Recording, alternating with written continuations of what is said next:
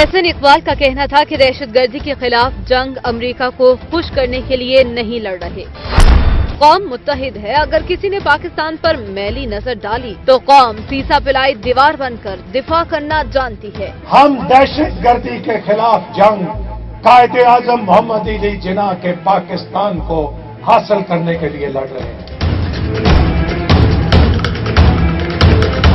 वजीर दाखिला का कहना था कि 2013 में हर रोज दहशतगर्दी होती थी।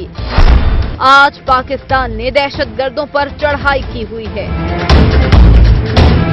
एहसन इकबाल बोले कि तरक्की को देखकर दुश्मनों ने पनामा के नाम पर एक ड्रामा शुरू किया, जिससे स्टॉक एक्सचेंज को 14 अरब का नुकसान हुआ। CIT नाटक से सिर्फ पाकिस्तान की स्टॉक एक्सचेंज के अंदर 14 अरब डॉलर का मार्केट कैपिटलाइजेशन का लॉस हुआ है।